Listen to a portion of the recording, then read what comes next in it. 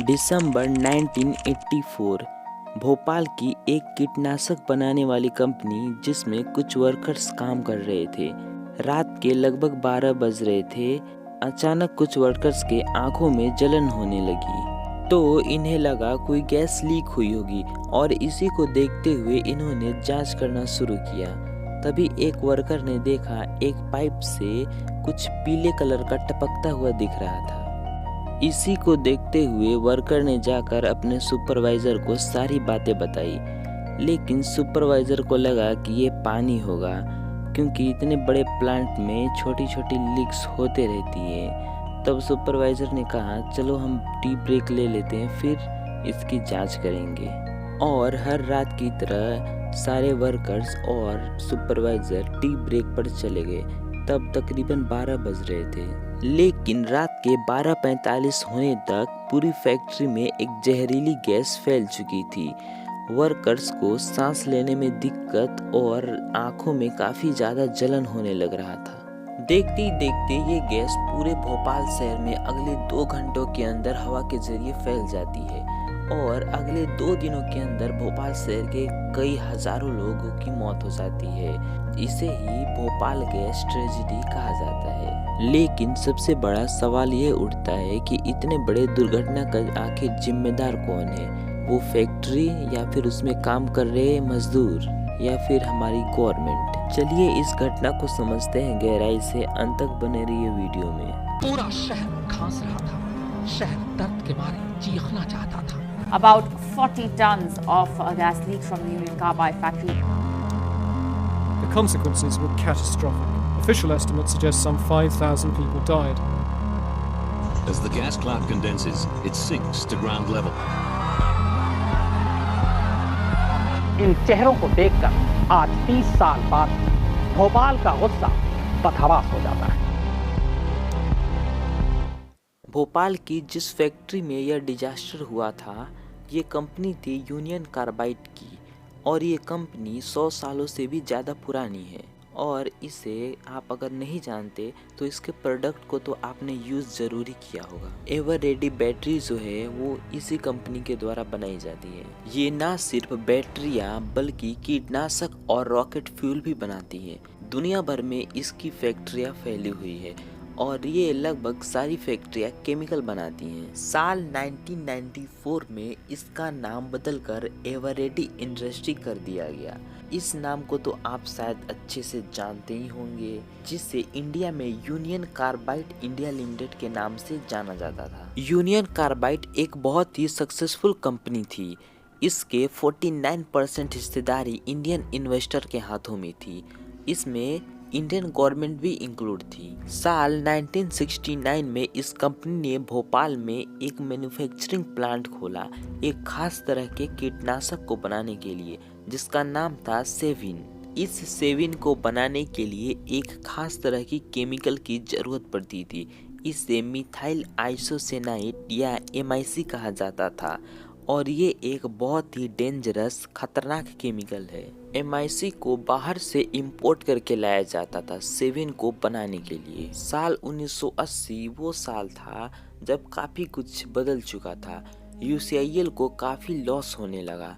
पैसे की कमी के कारण UCIL ने फैसला किया कि MIC को अब वो बाहर से मंगवाने के बजाय इंडिया में ही बनाएंगे। ये पहला रेड फ्लैग था क्योंकि किसी भी केमिकल को बनाना और मिक्स करना सेफ नहीं होता। लेकिन UCIL को सरकार की तरफ से मंजूरी मिल गई, जिसके बाद इस प्लांट में इस MCIL की मैन्युफैक्चरिंग होने लगी।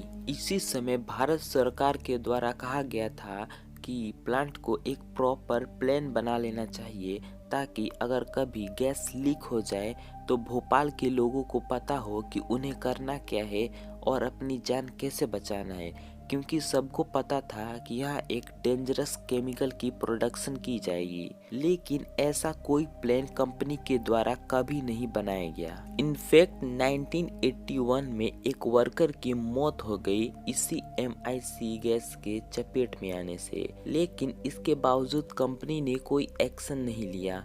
प्लांट ऐसे ही चलता रहा। इसी समय एक और चीज हुई। ये कंपनी जो कीटनाशक सेविन को बनाती थी, इसकी सेल्स अचानक गिरने लगी क्योंकि दूसरी कंपनियां थी कंपटीशन में आ गईं। क्योंकि दूसरी कंपनियां भी कंपटीशन में आ चुकी थी जिनके प्रोडक्ट सस्ते थे। इसी कारण UCIL पर प्रेशर पड़ा और उन्हें भी अपना प्रोडक्ट का प्राइस कम करना पड़ा, और इसे करने के लिए उन्हें कई जगह से पैसों की कटौती करनी पड़ी। जैसे जितने मजदूर की उस प्लांट में ज़रूरत थी उससे कम मजदूर थे, और जितने थे उनमें से ज़्यादातर अनक्वालिफाइड थे जिन्हें इस MIC केमिकल के बारे में ज़्यादा कुछ पता नहीं था। और सेफ्टी सिस्टम के ऊपर जितने पैसे हर साल खर्च करने थे उतने उस साल नहीं किए गए। जो पाइप खराब हो जाती थी उन्हें रिप्लेस करने की जगह रिपेयर कर दिया जाता था, और इसी के वजह से रेगुलर लीक्स होने लगी। इसको लेकर वर्कर्स को काफ़ी चिंता होने लगी।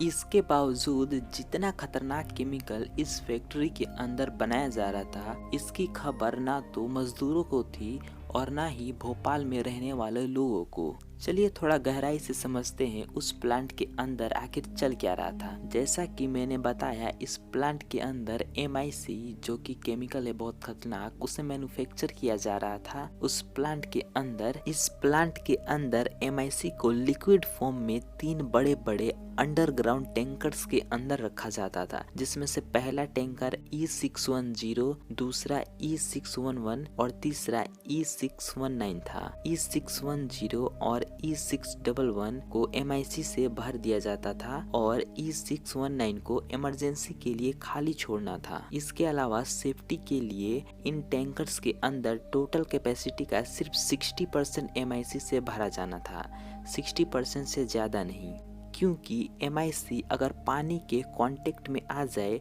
तो इससे बहुत ही खतरनाक केमिकल रिएक्शन होता है और एक बहुत ही जहरीली गैस इससे रिलीज होती है। इसी चीज से बचाने के लिए इन टैंक्स को प्रेशराइज नाइट्रोजन से कवर किया गया था ताकि ये पानी और हवा के कांटेक्ट में ना आए। लेकिन उस रात इन टैंक्स को टोटल कैपेसिटी का 80% से ज़्यादा फिल किया गया था और जो टैंक्स इमरजेंसी के लिए रखा गया था उसे भी उस रात फिल कर दिया गया था। पैसे बचाने के लिए यहाँ ज़्यादा MIC स्टोर किया जा रहा था। नंबर 2 मिस्टेक, 3 में से 2 टैंकों की प्रेशर सही नहीं थी। नंबर 3, जो इंडिकेटर MIC का लेवल दिखाता है वो इंडिकेटर काम नहीं कर रहा था। नंबर 4, यहाँ एक अलार्म भी लगा होता था जो कि टेम्परेचर हाई होने पर बज जाता था, लेकिन इसे भी कई सालों पहले ऑफ कर दिया गया था। नंबर 5, जहरीली गैसेस जब बाहर निकलती हैं तो उसे जलाने के लिए एक बर्निंग मशीन का उपयोग किया जाता था, लेकिन उस रात उसे भी ऑफ कर दिया गया था। नंबर 6, E610 टैंक जो था उसका प्रेशर मीटर भी काम नहीं कर रहा था। नंबर 7, अगर कुछ गलत हो जाता है तो इस फैक्ट्री में इसी के लिए 2 अलार्म लगाए गए थे। एक था फैक्ट्री में रहने वाले मजदूरों के लिए और दूसरा जो अलार्म था वो था भोपाल में रहने वाले लोगों के लिए, जो कि बहुत ज़्यादा तेज बजता था और लोगों को अलर्ट करने के लिए था कि प्लांट से दूर चले जाएं। लेकिन ये अलार्म भी उस दिन खराब था। तो इतनी सारी सेफ्टी इशू थे जिन पर कोई भी ध्यान नहीं दे रहा था। 2 दिसंबर 1984 भोपाल के लोगों के लिए एक आम रात थी। चूँकि भोपाल हिल्स से घिरा हुआ शहर है तो यहाँ ठंडी भी काफ़ी ज़्यादा थी। फैक्ट्री में वर्कर्स ने हर रोज़ की तरह 9 बजे अपना शिफ्ट चेंज किया और नए वर्कर्स आए और उन्होंने अपना काम करना शुरू किया। उन्होंने MIC टैंक के पाइप को साफ करना शुरू किया और उसमें पानी डालने लगे, लेकिन उन्होंने नोटिस किया कि पाइप की दूसरी तरफ से पानी नहीं निकल रहा है जो कि निकलना चाहिए था। इसके बाद वर्कर्स ने कुछ फिल्टर्स को साफ करना शुरू किया, क्योंकि उन्हें लग रहा था कि फिल्टर्स में कुछ जाम होने के कारण ये पानी नहीं निकल रहे हैं। फिल्टर्स को साफ करने के बाद फिर से उन्होंने वही प्रोसेस करना शुरू किया, लेकिन अब भी पानी दूसरी तरफ से नहीं निकल रहा था। इसे देख वर्कर्स ने जाकर अपने सुपरवाइजर को सारी बातें बताई। तब तकरीबन 11 बज रहे थे। सुपरवाइजर ने वर्कर्स की बातों पर गंभीरता से ध्यान नहीं दिया और ऑपरेटर को कहा, पानी चलते रहने दो, अगली शिफ्ट में जो वर्कर्स आएंगे इस पानी को बंद कर देंगे। आमतौर पर पाइपों के बीच में एक स्लिप बाइंड नाम की चीज लगी होती है जो पानी को इन टैंकों में जाने से रोकती है, लेकिन इन पाइपों के ऊपर ये स्लिप बैंड नहीं लगा था। तकरीबन रात 10 बजे से टैंक E610 के अंदर पानी जाने लगा था, जिसमें MIC की एक भारी मात्रा थी। और जैसा कि मैंने बताया, MIC और वाटर जब मिलते हैं तो एक बहुत ही बड़ा केमिकल रिएक्शन होता है जिससे पॉइजनस गैस रिलीज होती है, जहरीली गैस। करीब 1 घंटे बाद शिफ्ट चेंज हुई और नए वर्कर्स आए। उन्होंने देखा कि उनके आंखों में बहुत जलन होने लग रहा था। उन्होंने टैंक के पास जाकर प्रेशर देखा जो कि नॉर्मल ही था, लेकिन उनकी आंखें जलना बंद नहीं हुई। उन्हें लग रहा था कि कहीं ना कहीं लीक हुई है। 11:45 के आसपास वर्कर्स ने लीक ढूंढना शुरू किया। इनमें से एक वर्कर ने देखा एक पाइप से लिक्विड ड्रॉप होता हुआ दिख रहा था, जिसका जिक्र मैंने शुरुआत में ही किया था, लेकिन इसे उन्होंने गंभीरता से नहीं लिया। वो टी ब्रेक पर चले गए। इसके बाद लगभग 12:30 बजे वर्कर्स को ये महसूस हुआ कि फैक्ट्री में कुछ बहुत ही बड़ा दुर्घटना घट चुकी है। प्रेशर को नापने वाली मीटर बहुत हाई जा चुकी थी। टाइम के साथ साथ प्रेशर बढ़ता ही जा रहा था। याद रखिए, ये टैंक जमीन के अंदर थी और सेफ्टी के लिए ऊपर से कंक्रीट का प्लास्टर लगाया गया था। प्रेशर इतना बढ़ गया कि कंक्रीट में क्रैक्स आने लगी। ये देख एक वर्कर कंट्रोल रूम के तरफ तेजी से भागा अलार्म बजाने के लिए। टैंक E610 से गैस बहुत ही तेजी से बाहर निकल रहा था। तब जाकर पानी को बंद किया गया, लेकिन अफसोस बहुत देर हो चुकी थी। इसके बाद जो हुआ किसी को उम्मीद नहीं थी। ये जहरीली गैसें टैंक से जब बाहर निकल रही थी तब वो एक बेंट गैस स्क्रबर नाम की मशीन से होकर हवा में मिल जा रही थी। ये बेंट स्क्रबर जहरीली गैसेस को जला देता था, लेकिन इस रात ये स्क्रबर भी बंद था। वर्कर्स ने इस पर पानी फेंकना शुरू किया, लेकिन जहां से गैस निकल रहा था वो पॉइंट बहुत ही ऊपर था, इसलिए पानी वहां तक पहुंच ही नहीं पा रहा था। तब तकरीबन 1 बज रहे थे। वर्कर्स को रियलाइज हो चुका था कि अब सिचुएशन कंट्रोल से बाहर है। इसके बाद भोपाल शहर की सिचुएशन बहुत ही खराब थी। गैस भोपाल के ज्यादातर हिस्सों में पहुंच चुकी थी। लोग खांसते हुए, दरवाजे खिड़कियां खोलते हुए अपने अपने घर से बाहर निकलने लगे, जिसकी वजह से गैस घर के अंदर भी घुस चुकी थी। यहाँ के ज्यादातर लोग झोपड़ियों में रहते थे, जो कि इस फैक्ट्री के आसपास बनी थी। कुछ लोग नींद में ही मारे जाते हैं और बाकी लोगों की मौत होती है खांसते खांसते अस्पतालों की तरफ भागते हुए। लोग अपनी जान बचाने के लिए हॉस्पिटल की तरफ भागने लगे, लेकिन हॉस्पिटल में डॉक्टर्स को पता ही नहीं था कि ये कौन सी बीमारी है और इसे कैसे ठीक करना है, क्योंकि कौन कौन सी गैस से लीक हुई थी वो पता ही नहीं था डॉक्टर्स को। कई मरीज हॉस्पिटल में ही अपना दम तोड़ देते हैं डॉक्टर्स के सामने। अगली सुबह कई हजारों लोग मारे जाते हैं। सड़कों पर जानवरों की डेड बॉडी बिखरी हुई मिलती है और ये बन जाता है दुनिया का सबसे बड़ा इंडस्ट्रियल डिजास्टर। इसके बाद यूनियन कार्बाइड पर भारतीय सरकार के द्वारा केस फाइल कर दिया जाता है, जो आज तक चल रहा है। भारत सरकार ने इस दुर्घटना के बाद कुछ बड़े बड़े कानून लाए ताकि